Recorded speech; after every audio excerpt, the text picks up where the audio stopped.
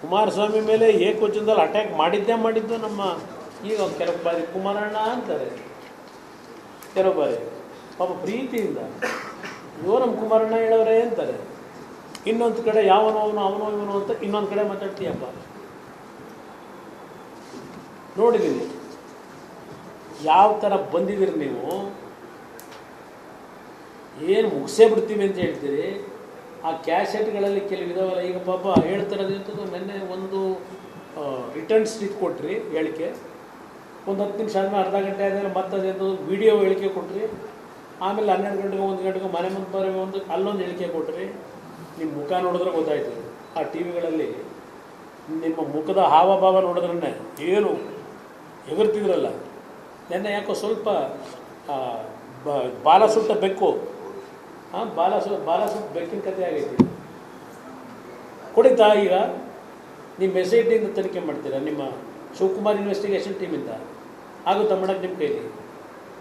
ಯಾರನ್ನ ಮುಳುಗಿಸ್ಬೇಕು ಅಂತ ಹೊರಟಿದ್ದೀರಿ. ಪಾಪ ಅವನ್ಯಾರೋ ಬೇಳ್ತಾನಲ್ಲ, ದೇವೇಗೌಡರ ಕುಟುಂಬನ JDS ಪಕ್ಷವನ್ನು ಸರ್ವನಾಶ ಮಾಡೋಕ್ಕೆ ಎಲ್ಲ ಸಿದ್ಧತೆ ಮಾಡ್ಕೊಂಡ್ಬಿಟ್ಟಿದ್ದೀವಿ. ಎಲ್ಲ ಹೋಗಿದೆ, ಹೆದರಬೇಡ, ಹೇಳಿಕೆ ಕೊಡು ನೀನಲ್ಲಿ ಹೋಗಿ. ನನಗೇನಾದ್ರು ಜೀವಕ್ಕೆ ಅಪಾಯ ಆದರೆ ಕುಮಾರಸ್ವಾಮಿ ಕಾರಣ ಅಂತೇಳಿ ಹೇಳಿಕೆ ಕೊಡು ಬರ್ಸು ಅಂತಾನೆ. ಕುಮಾರಸ್ವಾಮಿ ಕಾರಣ ಅಂತೇಳಿ ಬರ್ಸು ಅಂತೆ.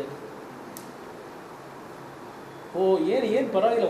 ಇಲ್ಲಿದ್ದು ನಿಮ್ಮ ಸೆಕ್ಷನ್ಗಳು ಬೇಲಬಲ್ ಸೆಕ್ಷನ್ ಅಂತ ಹೇಳಿದ್ರೆ ಬಿಡಪ್ಪ ಅವೆಲ್ಲ ಏನು ತೊಂದರೆ ಇಲ್ಲ, ನಾನು ಅದಕ್ಕೆ ಎಲ್ಲ ರೆಡಿ ಮಾಡಿ ಈಗಾಗಲೇ ಏನೇನು ಕೊಡಿಸ್ಬೇಕು ಕೊಡಿಸಿದ್ದೀನಿ. ಯಾರು ಹೇಳಿರೋದು? ಇದೇ ನಿಮ್ಮ DK ಶಿವಕುಮಾರ್ ಎಲ್ಲ ರೆಡಿ ಮಾಡಿಬಿಟ್ಟಿದ್ದೀನಿ. ನಡಿ ಈಗ ಶುರು ಮಾಡೋಣ. ಕೇಸರಿಯಿಂದ ಮನೋಲ್ಲಾಸ ಮನಸ್ಸು ಮತ್ತೇರಿ ಕುಣಿದಾಡಿದೆ ನೋಡು, ಮನಸ್ಸು ಮತ್ತೇರಿ ಕುಣಿದಾಡಿದೆ ನೋಡು. ಕ್ಷಣ ಕ್ಷಣವೂ ಆಚರಿಸಿ ಕೇಸರಿ ಹಬ್ಬ. ವಿಮಲ್ ಬಾಯಲ್ಲಿ ಹೇಳಿ ಕೇಸರಿ. ಅದು ಯಾವಲ್ಲ ಹಿಂದೆ ಒಂದು ಬೇರೆ ಒಂದು ಸಲ ಪಾಪ ಯಾರ ಬೆಳಗಾಂ ನಮ್ಮ ಸಾಹುಕಾರರ ಬಗ್ಗೆ ನಡೀತಲ್ಲ, ಅದೊಂದು ಸ್ವಲ್ಪ ಏನಾಯ್ತು ಅದು ಕೇಸು? ಬೆಳಗಾವಿ ಸಾಹುಕಾರರ ಮೇಲೆ ಇವರೇ ತಾನೇ ಮಾಡಿದ್ದೆಲ್ಲ, ಕರ್ಕೊಂಬಂದು ಯಾರನ್ನ ಕೂರಿಸಿ ಎಲ್ಲ ಇದು ಮಾಡ್ಕೊಂಡು ಅದು ಇದೆ. ಪಾಪ ಒಂದು ಆಡಿಯೋ ಇದೆ. 30-40 ಕೋಟಿ ಖರ್ಚು ಮಾಡಿದ್ದೀನಿ ಆ ಕೇಸಲ್ಲಿ. ಆ ಆಡಿಯೋನೂ ಇದೆ.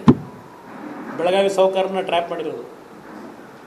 ಇಲ್ಲಿ ದೇವೇಗೌಡರು ಕುಟುಂಬನ ಸರ್ವನಾಶ ಮಾಡ್ತೀನಿ ಅಂತ ಹೇಳ್ತೀರಲ್ಲಪ್ಪ. ಈ ಜನತೆಗಳ ಅಷ್ಟು ಸುಲಭವಾಗಿ ಸರ್ವನಾಶ ಮಾಡೋಕ್ಕಾಗಲ್ಲ. ಭಗವಂತ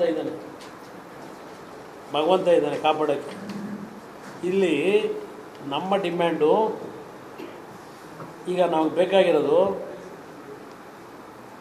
ನೆನ್ನೆ CBIಗೆ ಚಾಲೆಂಜ್ ಮಾಡಿದ್ರಲ್ಲ ಮಾಡಬೇಕು ಅಂತೇಳಿ, ಬಹುಶಃ ವಿವೇಕ್ ಸುಬ್ಬಾರೆಡ್ಡಿಯವರು ಏನೋ ಒಂದು ಮಾತು ಹೇಳಿದ್ರು. CBIಯೂ ಬೇಡ, SITನೂ ಬೇಡ, ಜುಡಿಷಿಯಲ್ ಎನ್ಕ್ವೈರಿ ಯಾರಾದರೂ ನಮ್ಮ ಸುಪ್ರೀಂ ಕೋರ್ಟ್ನ ಸಿಟ್ಟಿಂಗ್ ಜಡ್ಜು, ಹೈಕೋರ್ಟ್ನ ಸಿಟ್ಟಿಂಗ್ ಜಡ್ಜ್ನ ನೇಮಕ ಮಾಡಿ ಅವರ ಒಂದು ಸಮ್ಮುಖದಲ್ಲಿ ಇದರ ಬಗ್ಗೆ ತನಿಖೆ ಆಗಲಿ ಅಂತ ಅವ್ರು ಕೇಳಿದ್ದಾರೆ. ನ್ಯಾಯಯುತವಾದಂಥ ಒಂದು ತನಿಖೆ ಕೊಡಪ್ಪ. ಅದನ್ನು ಮುಖ್ಯಮಂತ್ರಿ ಕೇಳಿದ್ದೇನೆ.